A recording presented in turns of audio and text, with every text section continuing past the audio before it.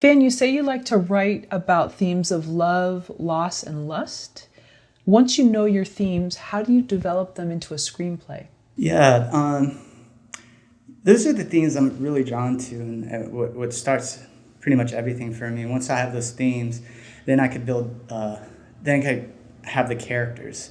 Once I have those characters, then I could give them these goals, and then once they have goals, I like to then create the world that they're in. But my worlds are really kind of similar, but I like worlds that are similar to how, when we're about to fall asleep, we hear someone in the other room, and you can't tell if it's a dream, but it's real. It's that stage, and then your knee jerks, and you wake up. And then, so those are the types of worlds I like to kind of create, where it's like grounded by a gritty realism, but it's, it has this kind of atmospheric haze to it that borders on the edge of like a dream and a nightmare, that kind of feel to it. So then have the characters and have the theme. If I ever get lost with these characters, I go find the theme, and then I'll have them swim towards that. How did you create the tone and mood of All Roads to Perla? Similar, I think. I'm drawn to shadows. I'm drawn to the definition of love, lust, and loss, and how a lot of times those definitions blend together. Your definition of love might be my definition of lust. Your definition of lust might be my definition of loss. So it's like everyone has these things, and that the tonality of it actually was also kind of highly inspired by John Lennon's song "Mother." Have you heard that song? Oh, it's like he wrote it. Mother, yeah. He wrote it while he was going through primal scream therapy, and so it's like one of the first recordings where you have like this singer really screaming. So that was the kind of feeling I want. The lyrics are unbelievable. It's like, "Mother, you had me, but I never had you. Like, Father, you left me, but I never left you." So there's like this ache. I was like, I wish I could make something that felt so gritty and powerful and painful, and still dealt with those definitions, but also dealt with family. A lot of themes,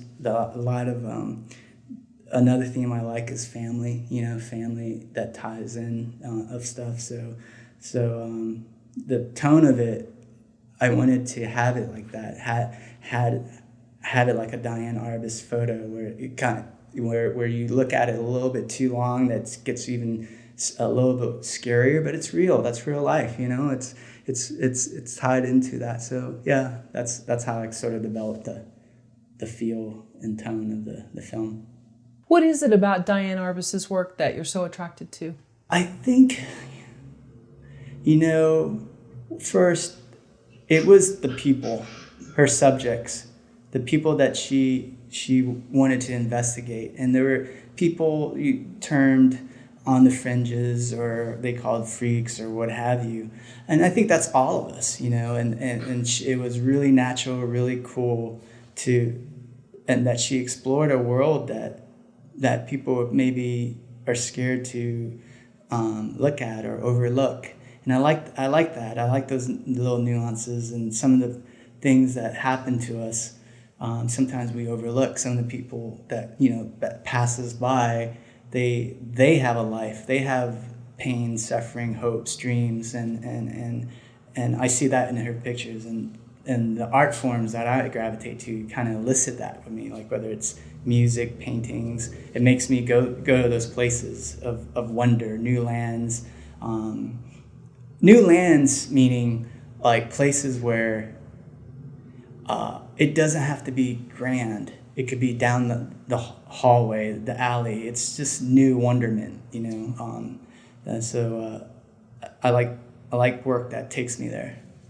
When did John Lennon write that song? What year was that? Oh man, in the 70s, I would take it. I'm not exactly too sure, but yeah, check out the YouTube video of it. or the last part of it. It's just like, because primal scream therapy, if I'm correct, is you're supposed to let go of all your traumas, like how you're coming out of the womb, and you let it and scream it through, and have that aspect.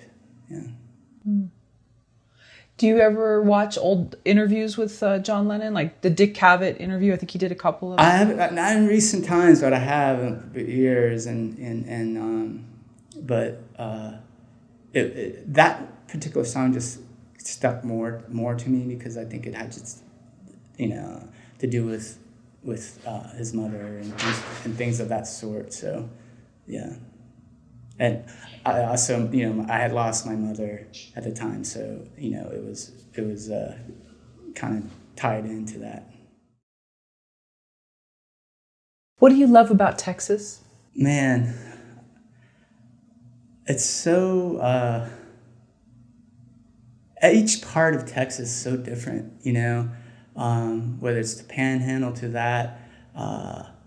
It just has so much history to me. It has this rebellious spirit. It has this sort of, mythical feel for me. It's like, and it's built with these stories into it. And there's great mystery to it, and great history and culture and things like that. So I was drawn to that and never thought I was going to. I grew up in Washington, outside of Washington, D.C. I grew up as a kid as a Dallas Cowboys fan, around a lot of Washington Redskins at the time. They changed their name now, but I never thought I would be in Texas. So it was really cool. And my wife's from Texas. And then, so when I was there, one of my clients at the time, Texas Monthly and other magazines, sent me every parts of the state. I was like, at one point, I traveled like 5,000 miles in like 21 days to do like 18 shoots or something. And it's really interesting, especially as an Asian American in different parts of Texas. It's really neat. Kind of like you kind of get the feel of it, but with every like oil rig or nodding donkey or abandoned gas stations. But then you'll get this metropolis for each of Houston to, Dallas, Austin, but then you have these great towns that just had, these great cowboy hats and things like that. So I just loved my time there. So you originally wanted to shoot the film in Texas, correct? But the tax incentives were better in Oklahoma? Exactly, yeah. So I initially wanted to shoot outside of Fort Worth, Texas. But unfortunately, because of the finances and the tax incentive, we went 3 hours north and shot in Oklahoma, outside of Oklahoma City in Harrah, Oklahoma.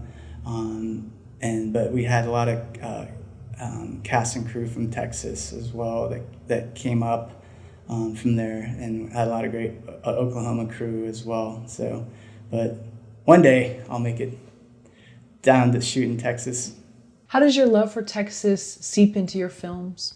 Maybe subconsciously, I think, of the way how it seeps. I don't know if it was like, I think, again, it was just my time, because the work, specifically All Roads to Pearla, is set in Texas.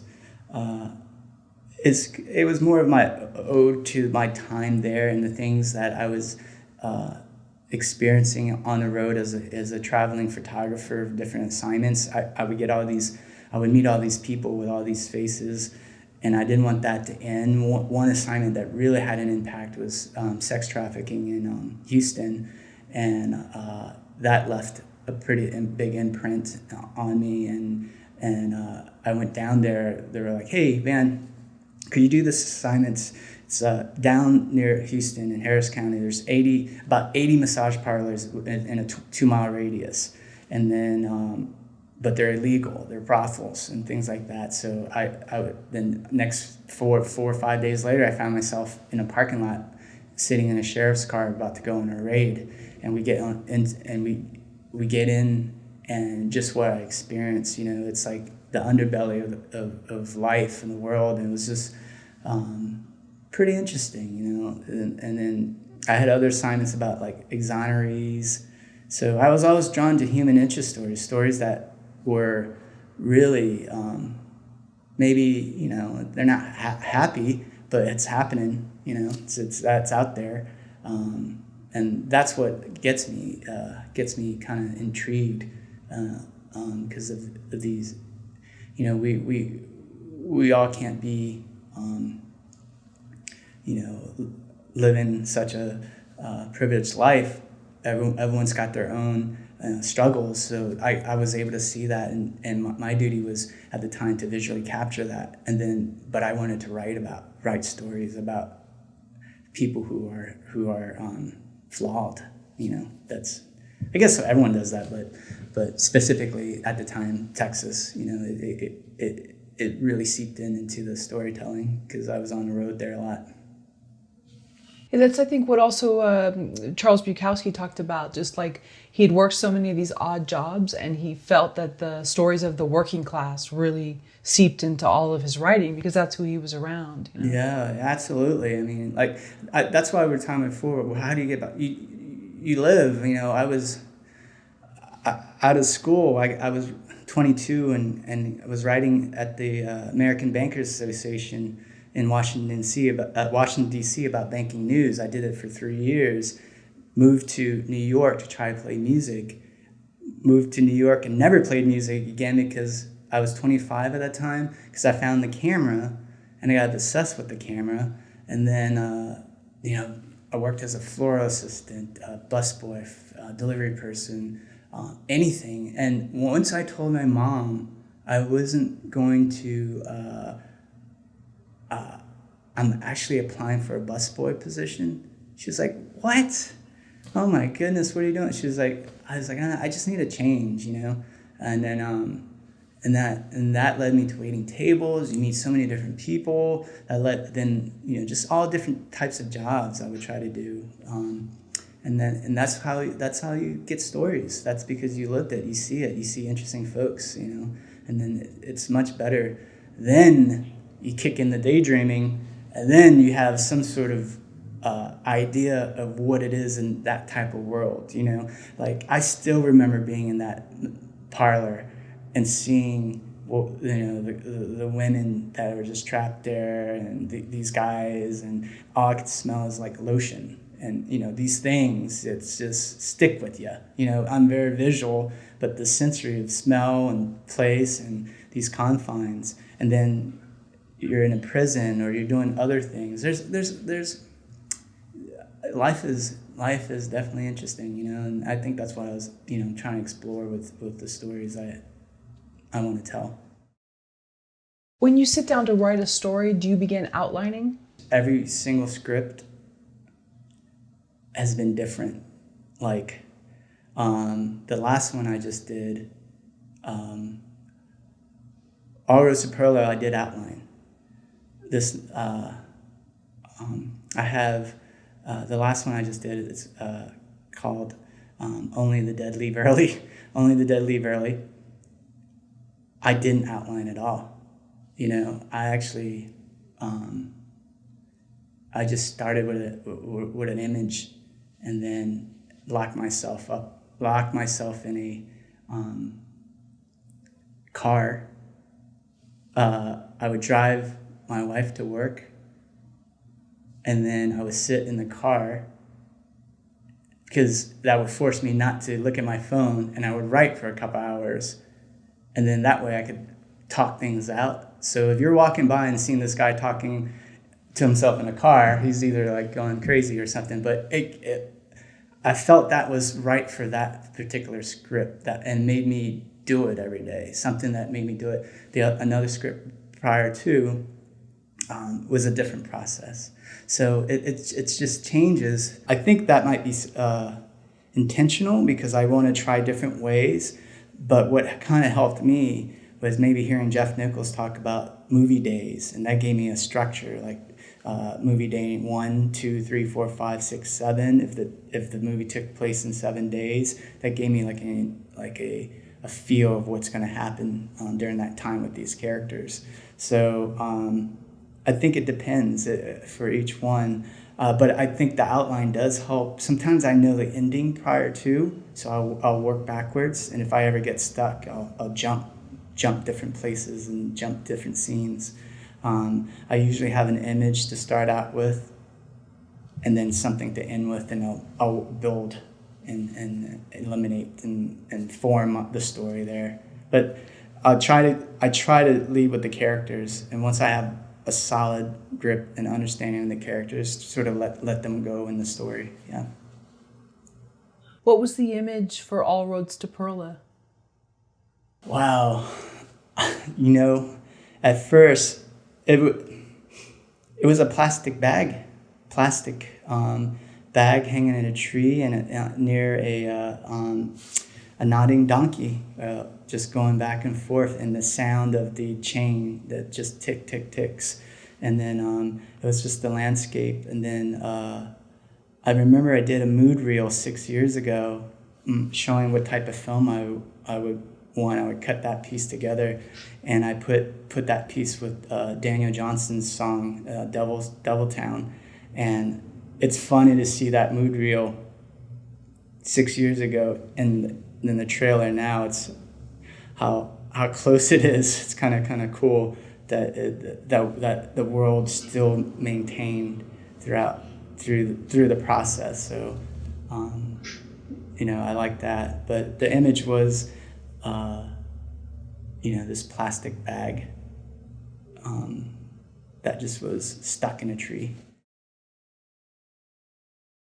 How do you write with empathy? Oh, that's great. How to write about empathy? I think, and that's kind of important because you always want to try to have different voices, right, for each character. Each character can't sound the same. So whether this person is a killer or this person is a police officer, this person is a teacher, you gotta try to feel what their life is and their challenges and their hopes and dreams.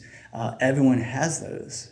There's certain human emotions that we all have, and I try to kind of place that and feel that.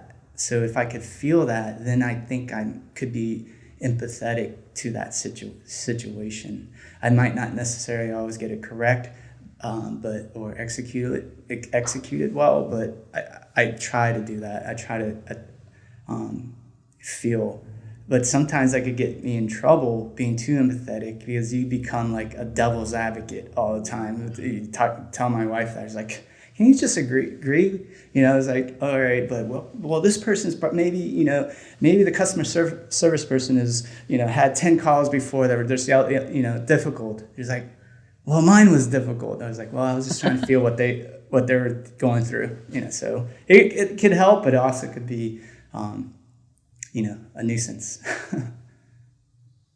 With All Roads to Perla, with the main characters, how did you want to have the audience feel some empathy toward them, or was that not a goal?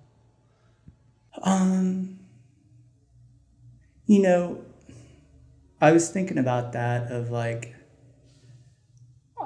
I hope and for the audience, I hope what people could get out of or see or feel is like sometimes we're born in certain situations that we're given, and sometimes we try the best we can, and sometimes that's not enough. And I hope people could understand that. It's whether it's effort, and with the main characters, it was a simple goal of just trying to survive. But isn't that what we're all trying to do? But everyone has their own ways, and it's one of those things of like, if you question behavior, especially even like domestic violence and things, and people always go, oh, why didn't they leave? It's like, don't understand what the word coercion means, or doesn't understand what the situation is. It's not as simple as that. There's a complex layer to things. So with these characters and our main lead, played by Alex MacNicoll, Brandon, he's a high school wrestler, and I was a high school wrestler. So when you are starving for love, starving for food, starving for attention, you become very primal. You know, you start to, there's a different type of clarity, which is, you know, basic need. We need basic need. And you know, that's why that definition of love, lust, and loss, like a slap to the face could be someone's definition of love. But some people think that's brutality, violence. But if you're born in that situation, if that's all you've known, and when a hug is not there, you act differently. So yeah, that's why I was exploring with that, with these characters, and I hope the audience could kind of like go along with it. Do you mind if the audience judges your characters? You know, some people might be fearful, especially if they weren't born into certain situations and they know comfort, or not just affluence, but comfort and structure. But not everybody had that. And I think a lot of people that that came from that, they're very fearful of anything that looks too, ooh, no, that's dirty, I don't want to touch that kind of thing. Yeah.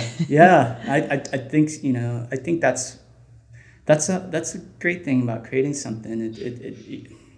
And it's total opposite of me. I always, you know, I was so diplomatic growing up. I always didn't want to get on anyone's bad side, and I was always writing offensive. Didn't have like super strong opinions.